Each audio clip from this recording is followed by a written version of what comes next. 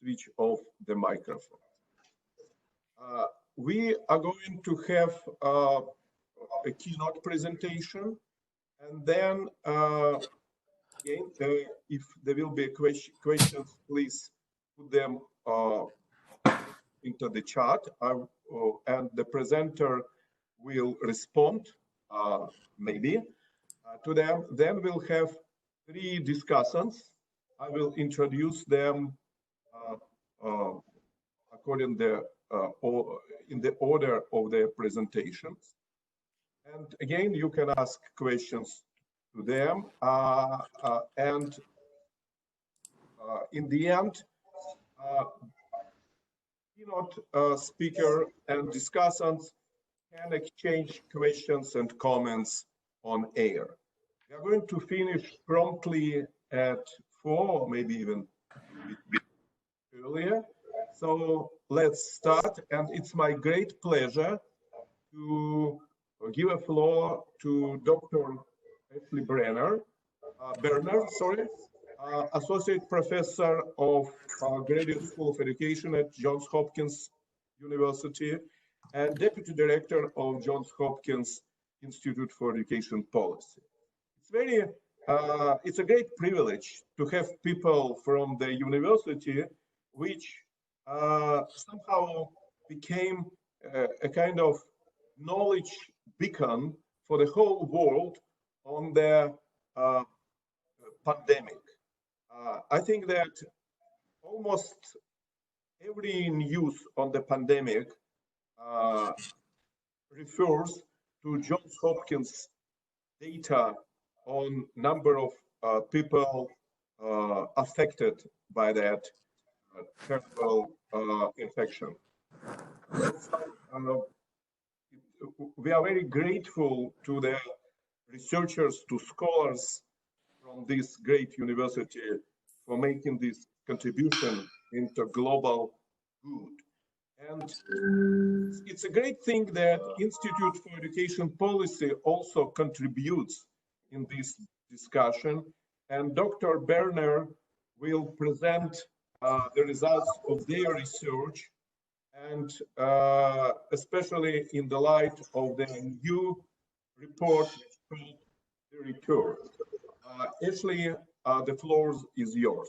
And again, colleagues, please switch off. That's going to go the way you think it will, bro. Just saying. Good morning or good evening. I am Ashley Berner. Thank you so much for the invitation to join colleagues from around the world to talk about the crisis that we all face. God, there's people in here from Russia. And how to educate our children under this. Can colleagues mute, please? Can colleagues mute, please? There's a lot of echo. Yes, I do hear the echoing. Before we get started, I do want to echo the comments just made about our public health officials who are sacrificing constantly in their research labs and on the front lines of patient care to make lives possible and sustainable. So I just take a moment to thank not only Johns Hopkins Medical School and Public Health School, but all of the public health professionals who are tirelessly working to help us defeat this crisis. So we can turn to the next slide.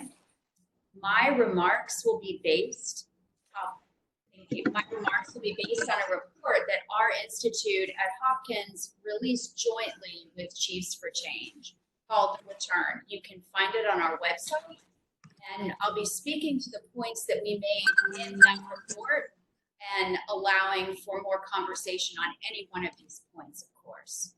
The next slide, please.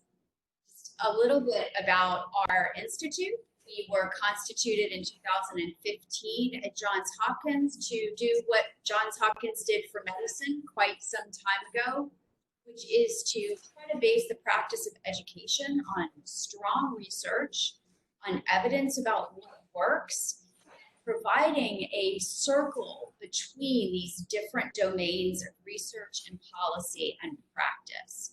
Our animating vision is to achieve educational excellence for all of America's students, not only those who are well-resourced. We work with policymakers across the country. We have developed some international partnerships with the European Association of Education Law and Policy, and most recently with UNESCO. It is our firm conviction that the United States has a lot to learn from what works in our peer countries. So we welcome again the opportunity for this conversation and for more collaboration. We also have focus on rigorous curriculum and assessment and on incentivizing strong and distinctive school cultures and on providing the tools that our educators need to succeed. We do design resources for the field, and I'm happy to talk about that later on. Our next slide is good. Thank you. We partnered in this endeavor with Chiefs for Change, which is a nonpartisan network of senior level policymakers in this country. It's a bipartisan membership organization that relies upon evidence, and we have many collaborative projects together. In total, Chiefs for Change represents about 1/3 of all American students. So when we hear from them, we're hearing from some of the most innovative chiefs in our country. The next slide, please. So we worked with Chiefs for Change to provide a research background on what we need to think about as policymakers and practitioners as we return to school after COVID. What have we learned? What opportunity does this give us in the United States to draw on best practices from around the world? And in the report, we focus on 4 key areas. What does it mean for us to look at the return to school with respect to the allocation of time? How much time do we spend, particularly in instruction? How do we make that happen? Number 2, on the question of teacher talent, how do we better organize the way adults relate to one another and to students? How do we structure that in the most effective way? Number 3, we look at social emotional wellness and skills, particularly the skill of student agency. We want to make sure that our school systems are actually supporting students to own their own learning and take responsibility for the other habits of success that we know they will need, not only in K-12 education, but beyond. And finally, and this is an issue that our country and our school systems need to focus on in all times, but especially now, is how do we craft the strongest academic plans for our students that are both nimble and also rigorous in terms of instruction. So that's the framework for our report, and that will be the framework for the rest of my remarks. So next slide, please. The first issue, this question of time. One of the things we notice when we look at how our school systems are structured is that the United States tends to have fewer days of instruction than our often more successful peers around the world. We only have 180 days of instruction in the main. Now there is variability by school sector and within certain schools, but in general, 180 days of instruction. By contrast, as you can see, many of our peers around the world spend much more time in school. This is also not only about days of instruction per se, but the way the school year is structured. So what are the consequences of this? We can go to the next slide. Consequences are that our students spend a lot of time in summer holidays. We sometimes have 3 full months of time in the middle of the year away from learning, and other countries don't do this. So the consequences are a fairly profound phenomenon whereby particularly low-income students actually lose ground over the summer. There are more well-resourced families are taking their children to museums or summer camps or having educational experiences. And those of our students who are from families that do not have the means to do those things lose ground academically. Consequently, the achievement gaps widen. It can be very difficult to make up that ground for students, teenagers who work. These schedules can be inflexible, and it makes it difficult for them to access some of what we call dual learning opportunities, where they can take courses to graduate from high school simultaneously with coursework that is towards a college or higher education degree. And again, particularly this issue of equity, families where with a single parent home or multiple jobs in the home have a harder time during these long summer holidays of providing childcare for their children. This, again, is a structural problem in our country, but we must address this from an educational angle. So what do we recommend? And this is the next slide. Many folks recommend summer school for students. And of course, summer school is important, but as our paper talks about, the RAND Corporation has done extensive research on the phenomenon and the consequences of summer school.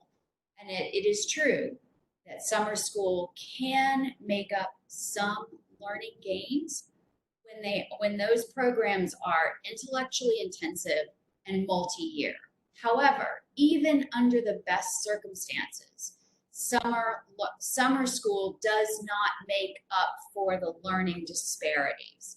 So consequently, we recommend Chiefs for Change and Johns Hopkins recommend that the United States system certainly lengthen the hours of instruction, the days of instruction, and reconfigure this calendar to enable more flexible school years and more, which also accommodates the remote learning option.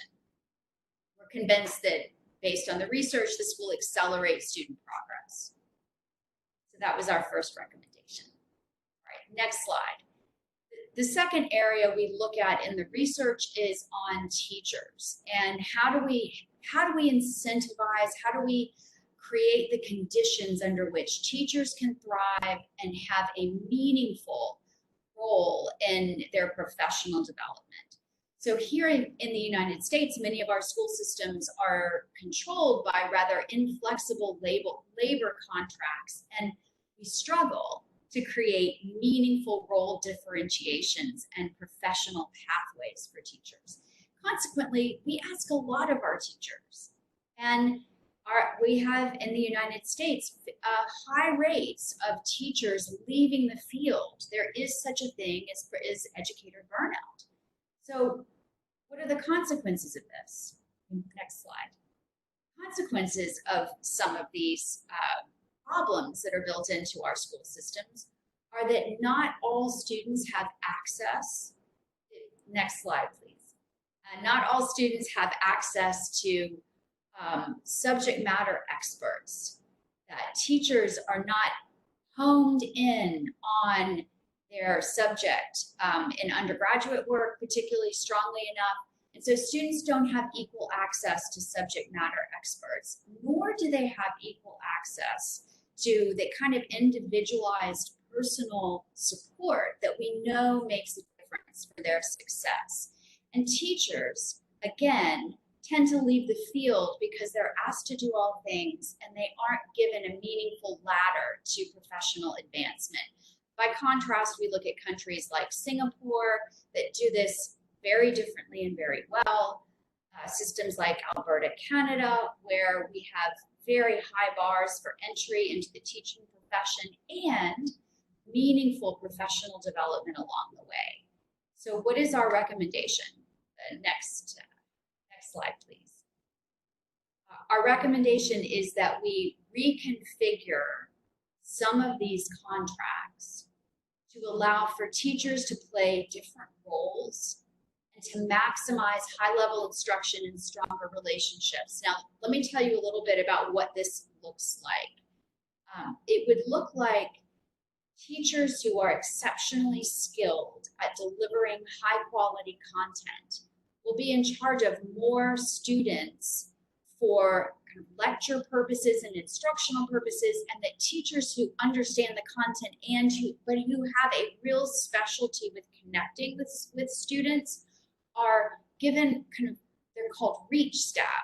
They're given more guidance roles in small group instruction and support. So you have basically two different roles for teachers that maximize their strengths and give students the both and of rigorous subject-specific instruction and very personal support on academics and emotional relationships and so on.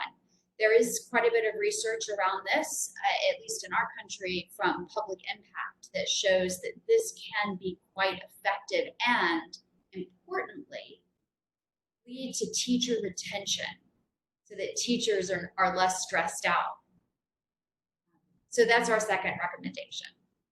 Let's turn to the third area, which is probably the largest area we talk about, which is this notion of social and emotional well-being and of developing student agency and other student skills. So the next slide would be, you could perhaps look at the next slide. And here we have some key problems in the United States that we think this is an opportunity to address. So we know this from research not only in the United States, but around the world, that schools do a lot more than intellectual formation. We know that schools develop, intentionally or not, that they develop certain character skills and social and emotional wellness, and these factors have a long impact on students' success in adulthood. And in our country, we tend to focus on programs, on SEL or character education, but not on embedding those programs and vocabularies and practices into the distinctive school cultures that reinforce those skills and habits.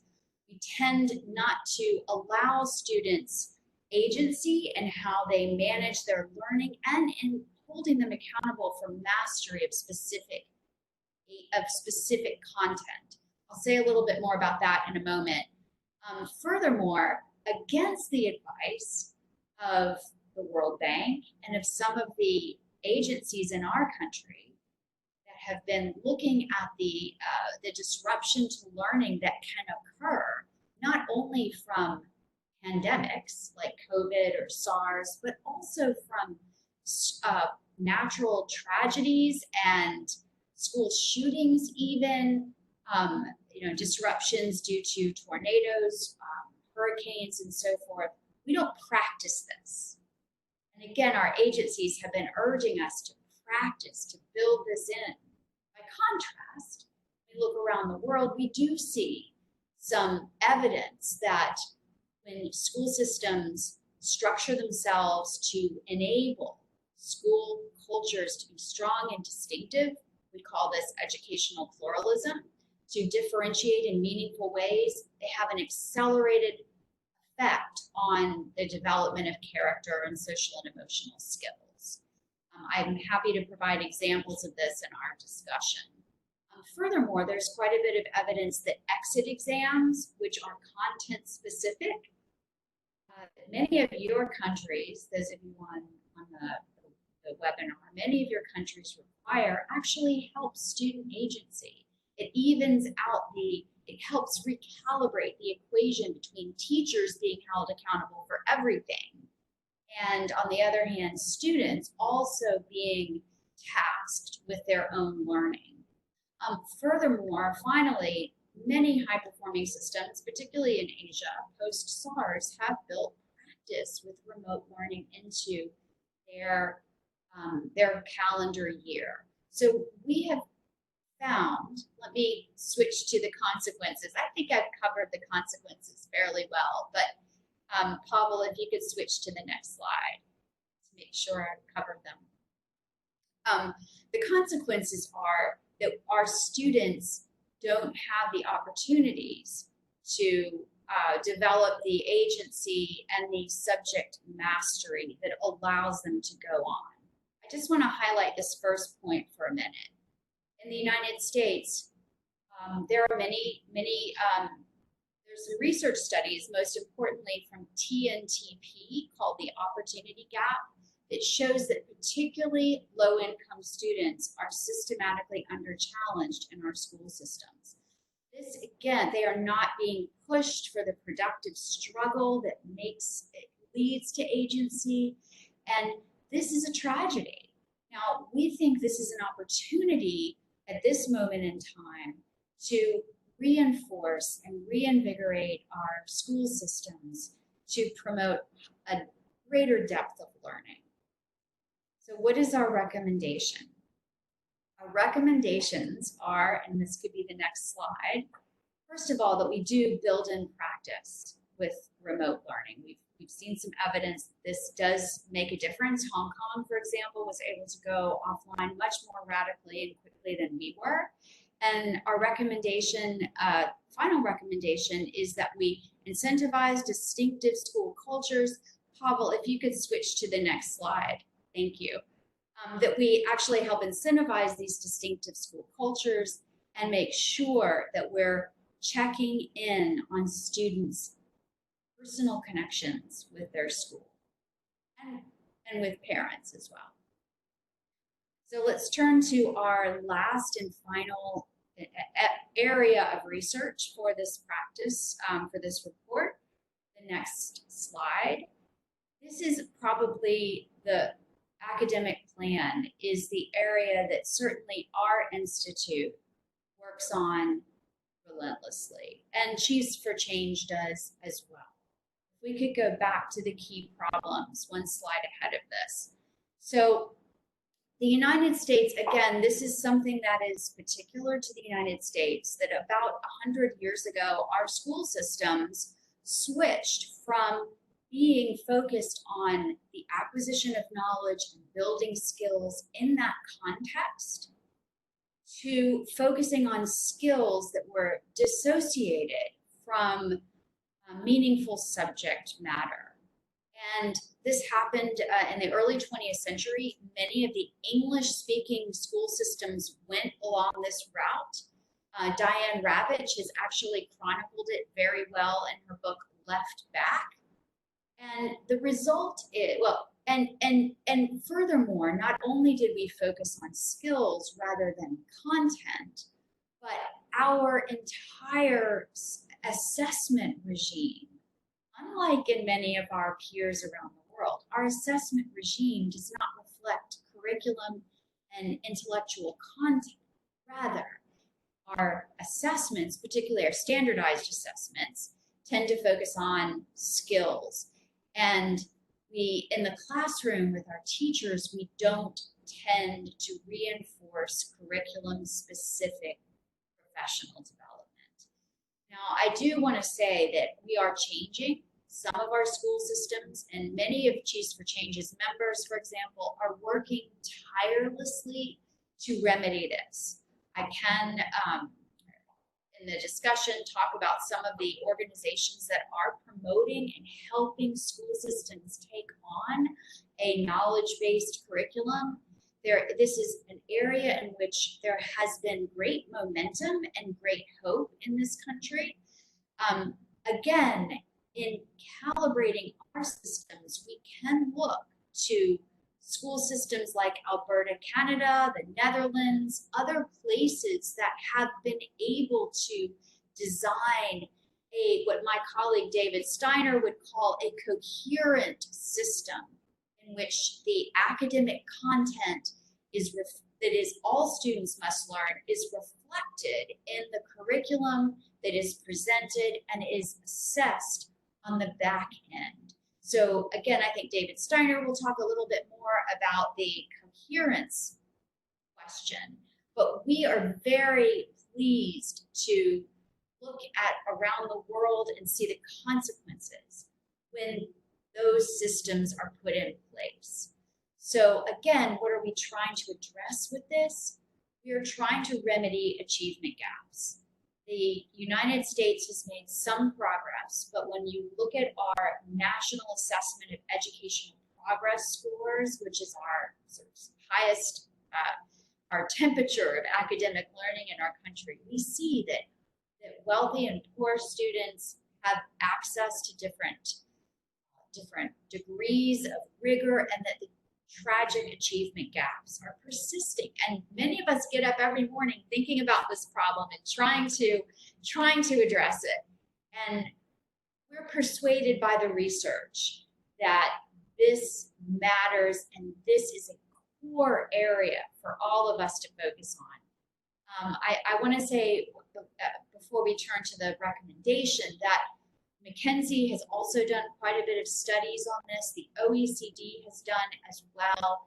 And I think if there's any international finding that holds across countries, it is that when we place high quality content in front of students, all students, not just the privileged students, and when we support teachers in delivering that the achievement gaps narrow and we actually have culture of opportunity. So again, there are pockets, actually movements in our country towards this coherence. I'm grateful to say that we have been a part of that at our institute at Hopkins, and we want our school systems to take this opportunity to accelerate that, to gain momentum and actually join some of our democratic peers in the level of learning that we deliver systematically. So our recommendation around the academic plan, and Pavel, if you could switch to the next slide.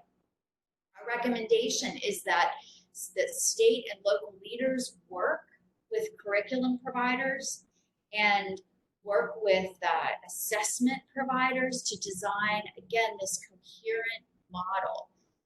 I just came off of a ministerial panel in Alberta, Canada, looking at their curriculum and assessments, and I had a chance to look firsthand again at this tight alliance between the curriculum, the tools that are provided, and the assessments that come on the end. And if you look at Alberta, Canada, we mentioned this in our report, their COVID response has been coherent. All of their learning materials are accessed for parents and so forth. This is inspiring. And our hope at the Institute is that we will use this horrible crisis to begin to elevate this notion of coherence. Pavel, the next slide would be great. I just want to touch on something in our recommendation. One of our recommendations, again, is this virtuous circle that we have partnerships between state policymakers, practitioners, researchers, and the providers of curriculum and professional development. I do want to give a shout out to the Louisiana Department of Education, which has been working to design assessments for states that reinforce the curriculum that students are learning. It's very exciting. Johns Hopkins has been part of that. And we look forward to seeing that being taken up by other systems across the country. So Pavel, if you could switch to the final slide that shows where you can access our report. It is on the Johns Hopkins website. It is also on the Chiefs for Change website. These have just been overview comments. I look forward to hearing from my colleagues and teasing out the research a little bit more and hearing from our audience. So that concludes my remarks. Thank you. I'll take my microphone off for now. Thank you, Ashley. Thank you very much. It's very interesting. You are talking about really important issues that every educator now, almost every educator on the planet is thinking about what next, what we are going to do after the end of lockdown. And it was very interesting, and there are a couple of questions I received from my messenger as well. And one question from Russia is that Russia, interestingly enough, has even less instructional time than the United States. We have very long summer vacations in almost every grade. And recently, it's in some grades it's different, but it's about 160 days. Could you? So I will put a few questions together, and you can respond to them. So, what exactly you would recommend to move in your report? There is very interesting statement that we have to go from agrarian traditional calendar. What does it mean? How would you see the organization of school year to use this important resource, time resource, better? The second question is, you mentioned that there is a task to develop agency, students' agency. Does your institute work on the question how to do that? What teachers, schools have to do to make it happen? And it's interesting that your presentation is almost silent about the role of family. We found that... I'm sorry, the role of what?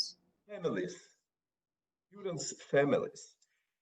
We found that in many countries, schools, distance education came to students' families.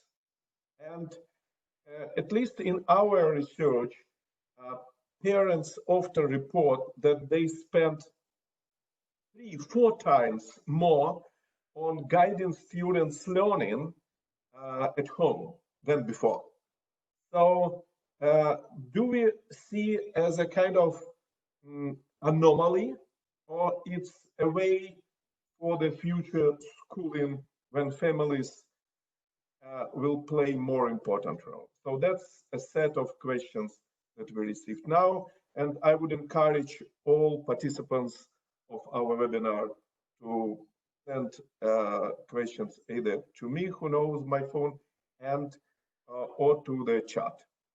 Well, those are wonderful questions. I'm going to start backwards, first with the one about families. It is true. We mentioned families only very slightly in our report in the context of San Antonio, which has worked, one of our school systems that has worked with parents a lot. We actually do at the Institute take the role of families seriously. It's an important question. The school culture survey that we have designed based on some of the international studies does survey families for their sense of involvement in schools. And one of the things that we think is important to look at is not only are families engaged in their students' and their children's learning, but what differentials do we see in the data between different kinds of families? So is it the case, for example, that first generation families feel more disconnected? And if so, what can school leaders do about that? So I think that's the first point is, yes, we do take families seriously, and perhaps in a follow-up report we should address that a little in more depth. I also think that many countries do a very fine job of building in parent support and engagement by an expansive sense of choice for families.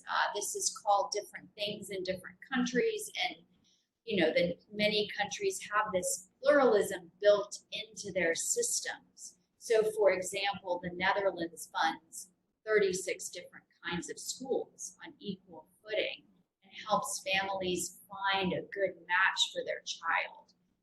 Alberta, Canada does, Hong Kong does as well. Belgium, the UK, where I spent quite a bit of time, they build the parent engagement in through the very structure of publicly funded education. This is also something our institute works on, and that many of our school systems are developing in this way. I'm happy to say, and here we have international research on our side as well. So yes, that's a very good question about parents. The second question, well, let me go back to the first question, which was about instruction. I don't want to imply that simply having hours in school is the key. It is the hours on real instruction. So if a school system has only 160 hours of instruction, I think we'd want to know what kind of homework are the kids doing, what is the through line to their learning at home, and so forth. I would be interested in what my fellow panelists think about this, but I would be in favor of expanding in that case the hours of instruction, the days of instruction, the intensity of the instruction, one. Number two, to make sure that it was equitably kind of enforced and provided. What we don't want to see is that well-resourced families have access to the most rigorous instruction and low-income families don't, for whatever reason, perhaps because of transportation difficulties. In some nations, transportation to and from school is a real barrier. So that, again, is not part of the school system per se, but it is part of what society must address, is that sense of, is the transportation inequities that can exist and access. And as to the agrarian calendar, that's actually an old-fashioned term that in the older days in this country, students, school had to stop for the harvest. And as we've moved into more of an industrial model, that is less important. But we have these residues of, you know, old practices and habits that's really not about agriculture anymore. I know my colleague David Steiner will want to talk about that as well. Would you remind me what that middle question was? I don't remember. The second question was about agency, how we are going to develop the agency. Oh, agency. Yes, good question. Okay, so what do we do? The question was, what do we do about agency? Well, first of all, there are some excellent institutes that look at this. Castle, for example, we mentioned this in our report. They have quite a bit of research and recommendations on building student agency. What we do in our country and in our institute is we focus on the school culture. We have this survey that does ask about whether all students have access to challenging material, whether they're actually stretching those muscles. One can find interesting things in classroom observations. We have done quite a bit of research on what the classroom instruction looks like from the standpoint of productive struggle. So the extent to which teachers allow and actually press students on solving the problem themselves, not spoon feeding, not making it too easy, but really challenging students. This productive struggle is important. So preparing teachers to actually do it and preparing system leaders to see it and to, you know, this is something that Dr. Santelises, for example, who is the CEO of Baltimore City Public Schools, she walks her classrooms. She's the CEO, but she walks her classrooms and finds, if she finds that teachers are letting kids, they're giving kids too much information and not pushing them, she stops. She says, let them figure it out. So that's what we need in our leaders, I would say. And we do promote that and we do study that at our institute. And finally, this notion of an exit exam that is content specific. Again, it's new to our country except in certain advanced placement courses, but tying 4 stakes assessments to the content that students engaged with, that has a very direct impact on student agency because it's not just a matter of the teacher doing a good job of delivering information and students doing skill-based work. Rather, students have to show, they have to demonstrate that they have learned this themselves and that they can take the knowledge that they've gained and synthesize it with new information. And this is, in fact, what we're hoping for. And we do work on this with our partners. Thank you very much. And dear colleagues, we'll have time for more questions. Let me then to ask Professor David Steiner to join us as a discussant. David is the director of the Johns Hopkins Institute for Education Policy and professor of education at Johns Hopkins University. He served as New York State Education Commissioner. It was extremely important task, and as many other his professional experience, and he joins us in the discussion of what school systems are going to do after we return to new normality. Please, David, the floor is yours.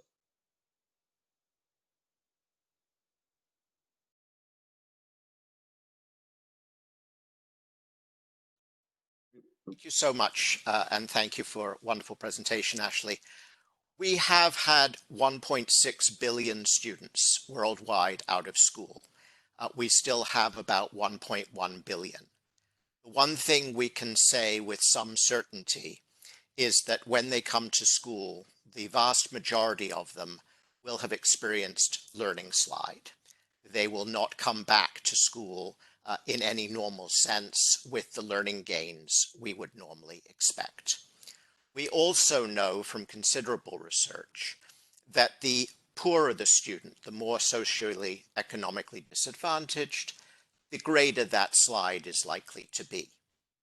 In every country, we know that wealthier students, by and large, perform more strongly academically than those who are not well off. Thus, those underprivileged students will come back with a double whammy, as we would say in this country. They already were behind. Now they will be even further behind. I want to focus laser-like on that huge global problem, because the temptation for teachers worldwide, a really well-intentioned instinct, will be to meet those students where they are, to say what they need most is not to meet this year's academic standards. What they need most is emotional support, connection, an adult caring about them. And all of these things are important. I want to stress that. But I want to argue that they're not in tension with holding students to academic standards, because if we do not worry about accelerating their learning, we will encase that learning gap. We will bake it. We will absolutely cement the learning disadvantages that we will encounter as these students come back to school. In other words, meeting students where they are and trying to remediate learning deficits by saying, let's focus on what they didn't learn last year, just results in having students even further back next year. It stigmatizes students and it will reinforce inequalities. What do I suggest, therefore, for teachers faced with this global problem? What I'm suggesting is that instead of teaching what was missed 2 years ago or a year ago or 6 months ago, and we know that students will have experienced as much as 50% less learning when they come back to school because of COVID-19, that teachers must identify a small number of core competencies, of key pieces of knowledge, of a small number of skills, and work aggressively to find out through diagnostics exactly which skills of those small number students are really not prepared to learn about. In other words, if they're supposed to learn about algebra in the fall, what are the 2 or 3 things they must acquire the skill to understand before you can teach them algebra? Don't try and teach them every skill they've missed, because they will never ever catch up. So the first thing to do is diagnosis. Diagnose the problem, preferably with a curriculum integrated diagnosis. In other words, not just generic skills, but what have they missed in the sequence of knowledge and skills that you need to teach them. Second, identify those key gateway skills to the core knowledge that your students need. Not more. Don't do a laundry list. You'll never catch the students up. Focus on those key markers and try to discipline yourself as a teacher not to remediate all those other learning gaps. This is crucial. Some of our best curriculum in the United States have actually in the last couple of months built diagnoses for teachers precisely to identify those entry points to key skills. So for example, Eureka Math has a system called Equip, and what it does is it produces pre-module assessments, that is assessments before the key skills, capable of identifying a student's last point of success with the curriculum back to 3 years ago, all the way back, and creating a curated set of focus supporting lessons so that the teacher is ready to reach that student, accelerate that student to tomorrow's standards and to learning. The key point here is that we feel an instinct with students to say, oh my goodness, if they haven't learned to plot points on a coordinate plane, they can't be ready for algebra. Because if you look into our traditional textbooks, our traditional lists of skills, you will actually find that. I just use it as an example, plot points on a coordinate plane as a skill necessary before students learn algebra. But we actually know this isn't so. We exaggerate the problem, and in so doing, we push students back. We have schools across the United States that are really strong at doing what I've suggested.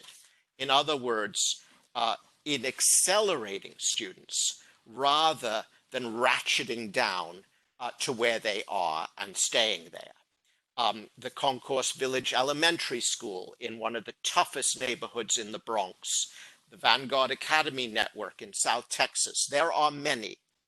We know that as a nation, not only do we underteach, this is in the United States, across the board, but we savagely underteach the worst off students.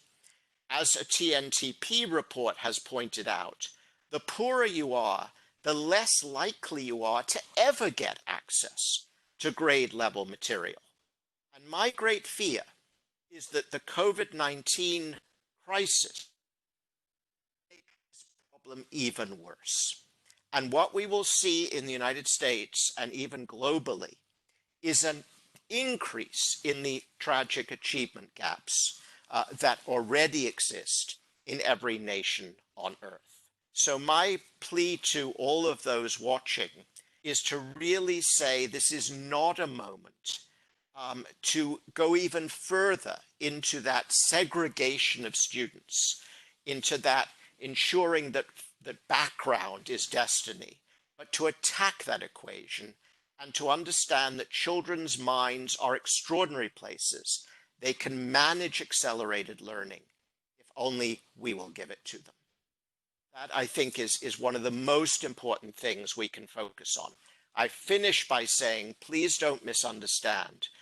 Of course, the health of students and school personnel alike, the challenges of transportation, the concerns about preparing classrooms physically, the social and emotional trauma, all of these issues are important. The reason I focus on learning and accelerated learning is that wherever you look in my community of educational policy researchers, see endless and understandable focus on these health issues, on social and emotional skills. But so often what we forget is the core of learning itself. And so often what we forget is that just because you're poorer as a child, it does not mean, and it must not mean, that you're less able to learn. Thanks so much. David, thank you very much. And I've got a question from one of the Russian participants that we understand the issue of the learning gap. And from what we know worldwide, many countries now are thinking about doing some kind of diagnostics in the beginning of the next school year, etc. I guess that your point on that these diagnostics shouldn't be as broad as curriculum itself. It should be focused on key issues. But as one of our participants mentioned, the crisis, this pandemic time, showed the power of e-learning or digital materials, etc., etc. And there are leaders worldwide who suggest that e-learning products, especially like simulators, training, training software, could be really helpful in closing the achievement gap, right. Because you can use them individually. So, did you get any lessons? It's very interesting. Either Ashley or you mentioned the new power. I'm sorry, Ashley mentioned new power of digital learning. Could you comment on that? So, first of all, we have to distinguish digital learning as a platform for learning and as a platform for testing. The research on digital platforms for learning, and I'm going to be blunt here, is very weak. We have a sector of charter schools in this country that were designed for online learning. In other words, from scratch, these schools were designed explicitly to teach students online. Research out of Stanford University shows, I think conclusively, at least to date, and this may change in the future, that these schools performed absolutely worst in the entire charter school sector. Charter schools are schools that are publicly funded but privately run. So this is a worry. We had a very large experiment in Florida of virtual learning at the high school level. 134,000 students, no evidence of stronger learning gains. So I think at least it's fair to say that the jury is out on online learning. But your question, and it was very well put, was on using platforms for pinpointing diagnostically deficiencies or challenges in specific learning skills. And for that, online platforms are powerful. In fact, the one I mentioned, the Eureka math curriculum, that assessment is online. And as we know now and have done for some years in the United States in our graduate record exams, those are the exams for entry into graduate school in the United States, we have tests that give you a question and then give you the next question based on your answer to the previous one, right? So they narrow down onto your skill and they give the teacher a more and more precise version of what needs to be taught.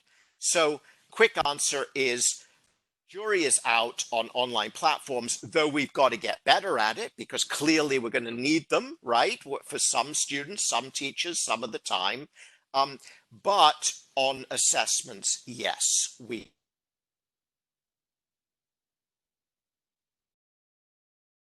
Thank you very much. Do you hear me? Yeah. I don't hear you, but that's okay. Oh, I'm sorry. Can you hear me now? Yeah. There are two more questions in the chat. First, how would teachers be prepared to be able to identify these 4 skills? It seems like a complex process that would require time.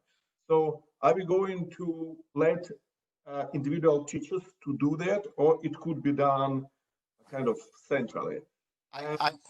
Quickly, I apologize for not being on. What I said was that online assessments can be very strong, right? And that Eureka, the example I gave, is very strong at identifying skill challenges.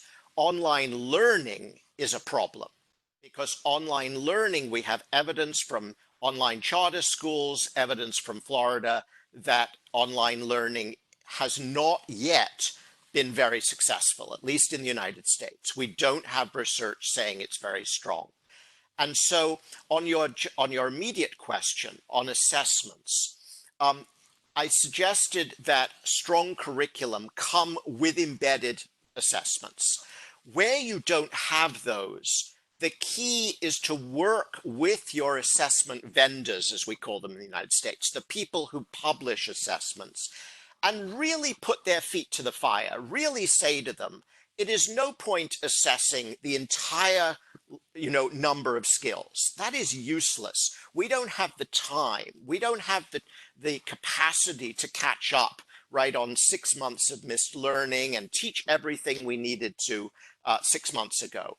Please give us an assessment that focuses on a small number of crucial skills and turns that assessment around quickly so that teachers can get the results. It's no use 3 months later, right?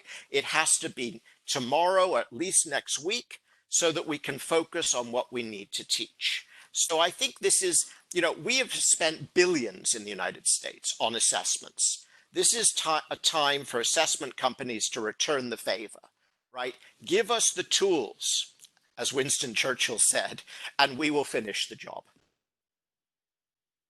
And the last question to you is essentially it's a question, why you sounds like it's impossible to do both, to provide both rigorous instruction and social emotional support.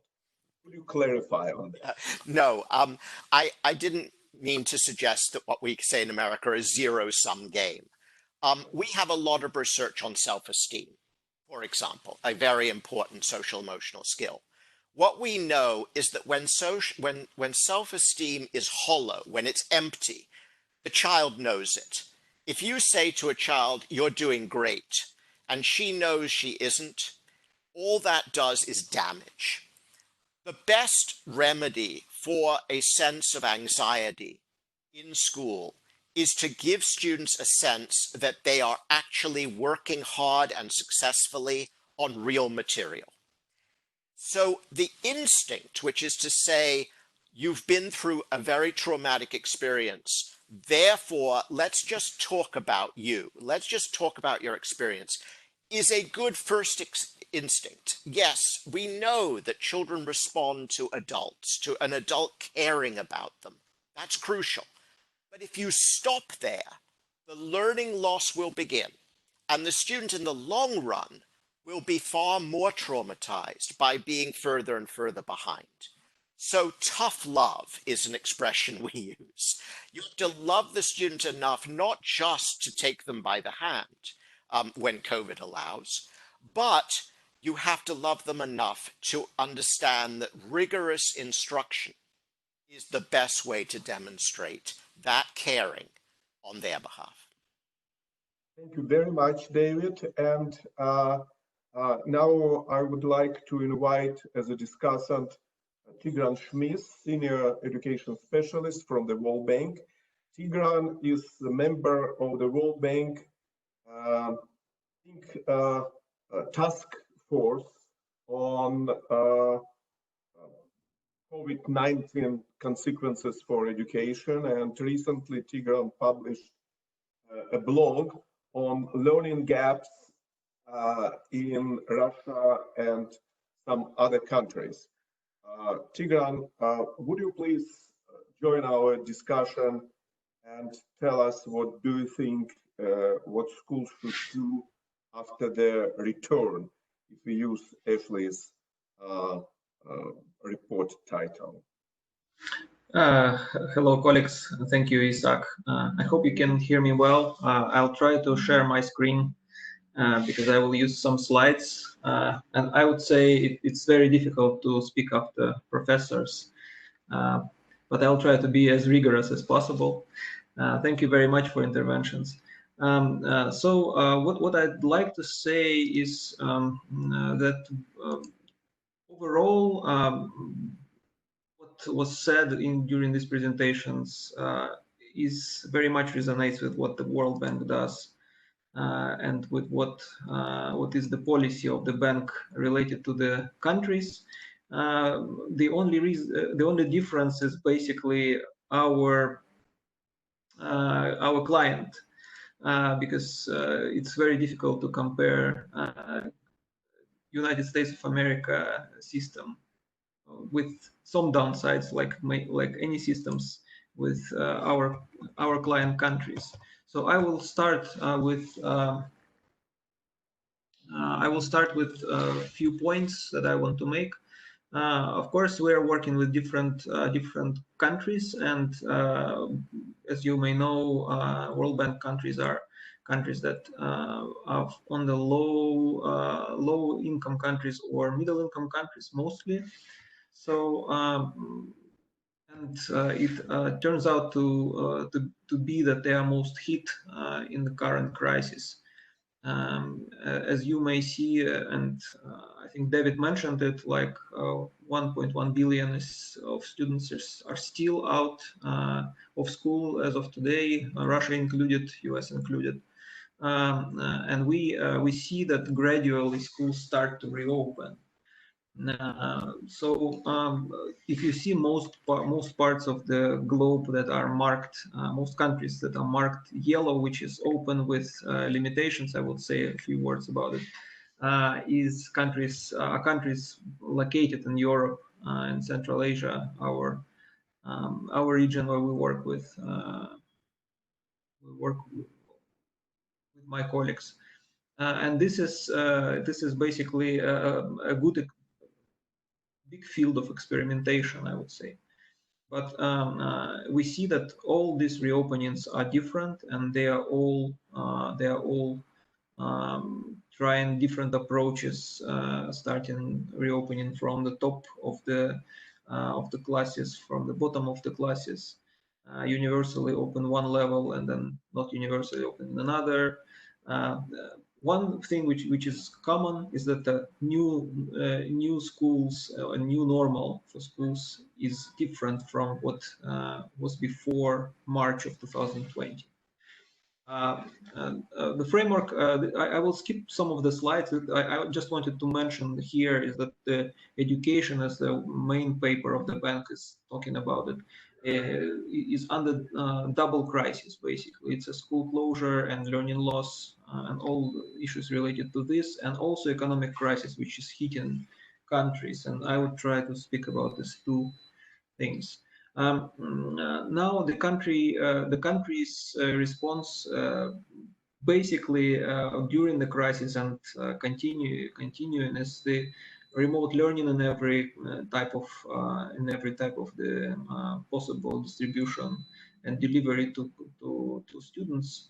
And you may see how first on the left side is the Brookings graph, on the right side is World Bank graph, figures that show how different types of remote learning and distance education are distributed across countries of income groups, and how it is distributed across countries with of regions of the world. And you may notice, of course, that the richer the countries are, the more they use online learning and online platforms. The poorer they are, the less of it they experience, and students in those countries as well. And in low-income countries, you may see that there is no green bar at all, which is a big issue for those students in those countries, and pretty much a significant part of the globe and student population. Other thing that we do is trying to assess and model. It's nice to say it with folks from Johns Hopkins University, and this is one of the models that we have now published for Western Balkan countries, and we assess the learning loss in those countries. So the basic point is that even with the remediation measures that include online learning systems and television, we can see the learning loss, which is on average for Western Balkans assessed as 9 points. Then even with all the measures in place, we will see the widening of the gap between the socioeconomic groups, which is for Western Balkans, you could see is assessed as 10 points wider than before the crisis between the richest and the poorest, and of course achievement gap, achievement of students of below proficiency, basic proficiency levels would increase. And what it says to us is, of course, it reinforces the message of the presenter, of the main presenter, and David. While Ashley was saying that we need to do acceleration of learning and remedial programs, but basically how to do it. But I will skip a few slides. I would like to mention 3 objectives that we set for ECA. It's Europe and Central Asia region. And here we see 3 objectives. It's ensuring that the continuity of learning is happening. It's a response measure that we see in countries that are still closed or party closed or opening with limitations, but those big limitations. Then objective 2 is financing, and that's the direct response to issue of economic crisis and helping the most vulnerable. And the third one is building resilience, and I'll probably be speaking about it in my last points. How do we see resilience of the system going forward? This is just an information slide. Is that you probably heard that the reopening strategy was developed by these respected organizations and now published in many languages, including Russian. You can look at them. It's interesting approach, and what is happening now in countries and in regions of the world is basically putting more details in how practically reopen schools in different parts of the world, and different socioeconomic systems. And finally, my last few bullets about the reopening. So these are questions and suggestions that would, I hope, resonate with what Ashley was saying. Again, it was great to hear about the question about families, and we see that the role of the family in education is gaining more momentum now with all this remote learning.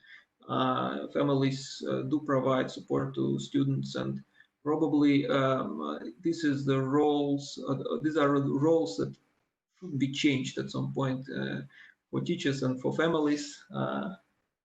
Kudos to all families who have children. I'm the one. But of course, what teachers should be doing more, and we see it in many systems, is that whether they should switch from time to time between the modalities of learning, or being fixed and focus on some kind of a modality.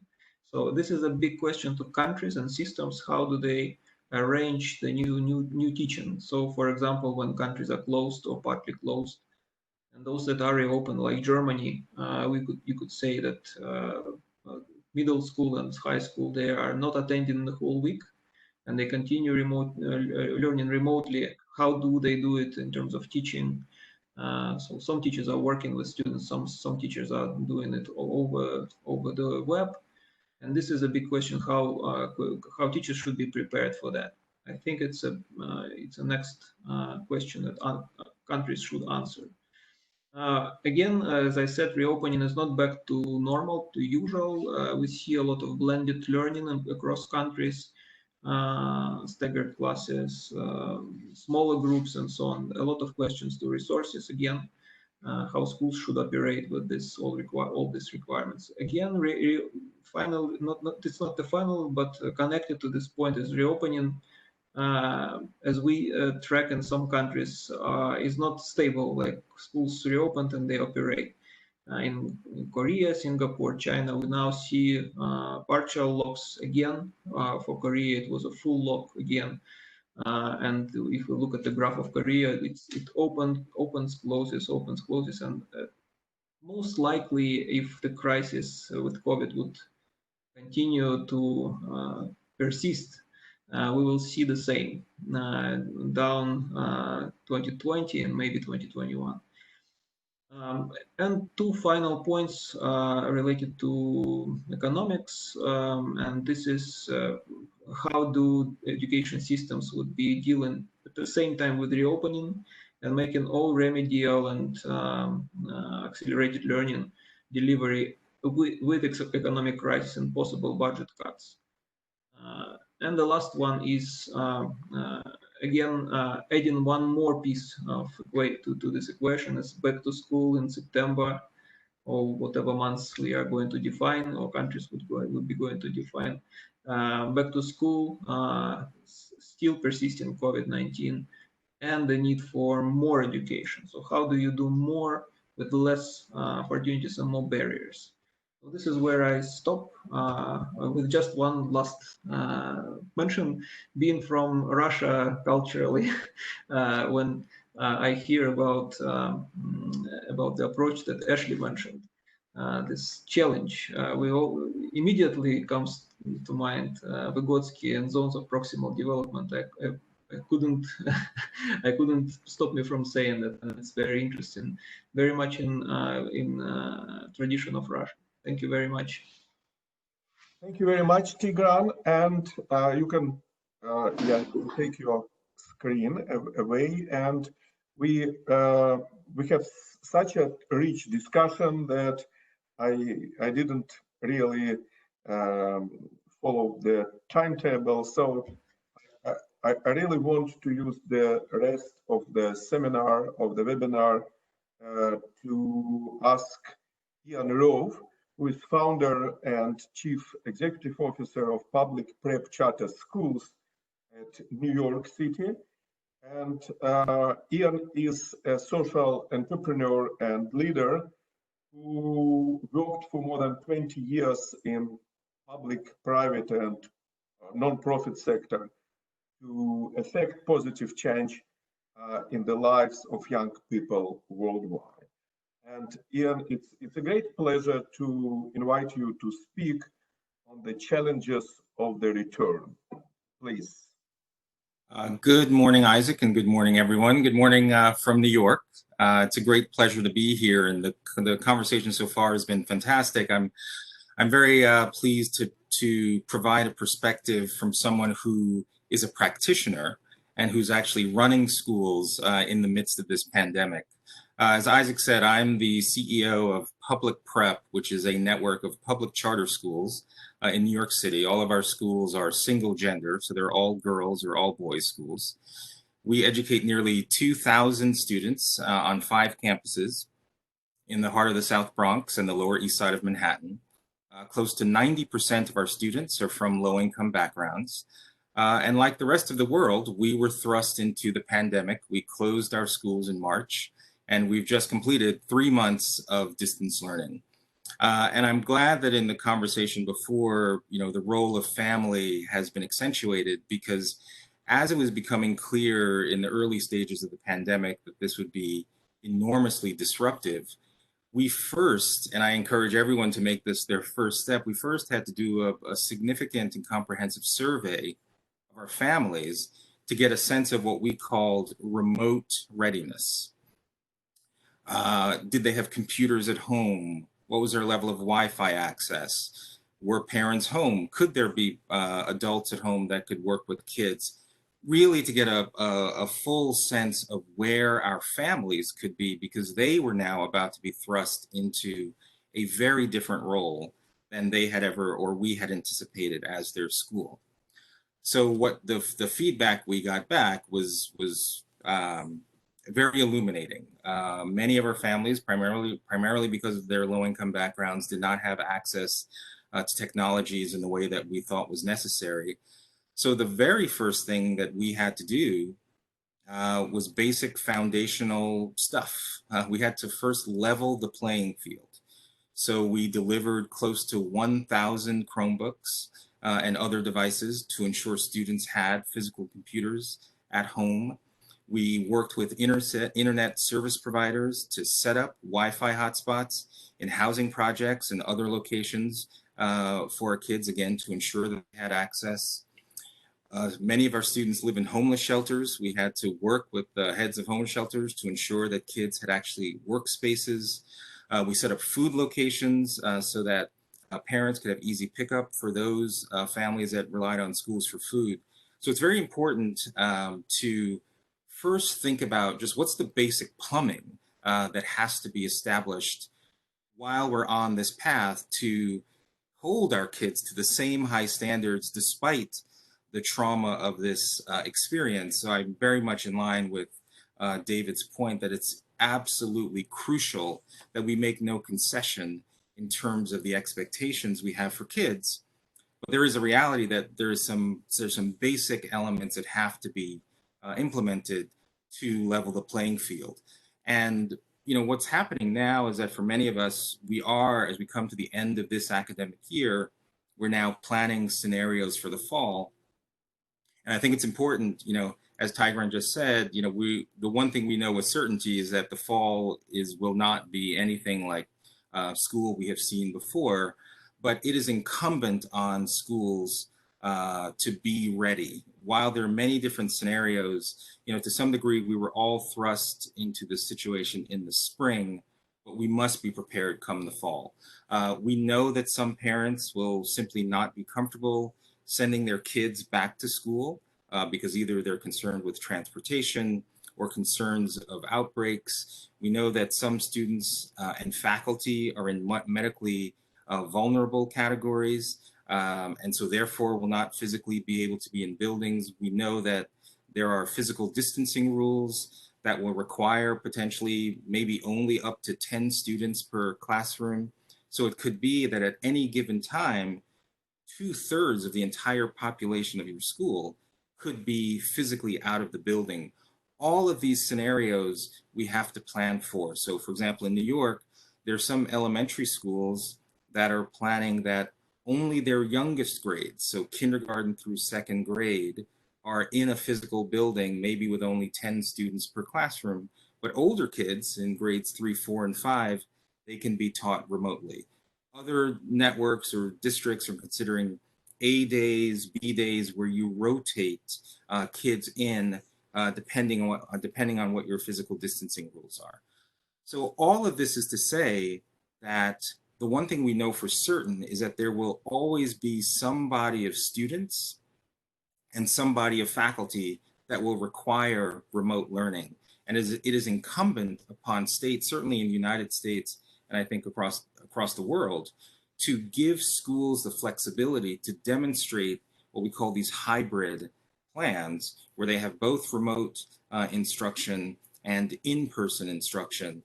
And so, for example, in New York City, we're starting to get the initial guidelines that it may be that for an individual person that can only have 65 square feet per person, that is maybe a physical distance rule, that may translate into rules that only allow potentially 8 to 12 kids per classroom. How do you think about that in terms of deploying still highly rigorous instruction? One thing that we are thinking about is I've joined a group of leaders from the charter sector. As everyone is now thinking about the fall and all of the scenario planning, we've kind of leapt over the summer, which is that, and as Ashley mentioned, the summer is already a major source of learning loss. And so how can we actually use the summer as a way to deploy some innovative new instructional techniques that could survive into the fall? So we've created something called the National Summer School Initiative, which is a completely remote learning experience. It'll be a 5-week program where we have recruited what we call master teachers or mentor teachers. These are some of the best teachers in the country who will have a one-to-many relationship. So we'll have somewhere between 10,000 and 15,000 kids across all of the United States being taught by master teachers in a one-to-many relationship, partnering with what we call partner teachers, who will be teachers who have a 1 to about 25 to 30 relationship. What's interesting about this may be an innovation for how do you leverage your top talent in new ways so that some of your best teachers who right now may only reach the 30 kids in their classroom, is there a way to leverage technology so they can reach thousands or hundreds, and you utilize your other teachers in different ways, maybe smaller group instruction? So as traumatic as this experience has been, we actually look at this as an opportunity for innovation. I can imagine many of you have seen presentations where you'll see a hospital room and you see a picture of it 100 years ago, and today it looks very different, or a factory setting that looks very different 100 years ago, but classrooms still pretty much look the way that they did. How can this experience with COVID actually leverage new ways? I acknowledge what David said, that online learning heretofore has not been successful, but there have been some very interesting experiments that I think show that there is more promise with deliberate intent, leveraging technologies in new ways. And again, fully underscore Ashley and David's point that content matters. I love the idea of content-specific exit exams. Let rigorous instruction and knowledge-based curriculum drive reverse integration assessments, and let's figure out how to leverage technology in a whole new way. Yeah, thank you very much. Frankly speaking, it's one of the most intensive webinars we had during this pandemic. The discussion is so rich. So I do believe that maybe in the fall we could come together and talk what happened really. It would be very interesting, and I'm grateful. We have to close. The rules of the World Bank are very strict. We promised to do exactly on time. So Ashley and David already provided their, and Tigran, their emails. Hope Ian will do the same, and we can ask more questions. We are looking forward to, I strongly recommend to read the return report. And again, thanks to Ashley, to Ian, to David, to Tigran for their excellent contributions. And in 2 weeks' time, on June 26th, we'll have a seminar on higher education after the pandemic. The presenter from Peking University will tell us what China is doing. We would send the information around. And thanks again, and looking forward to meet again on air or in reality, face to face. Have a good day. Thank you so much for putting this together. Really appreciate it. So much. Thank you very much, and see you soon.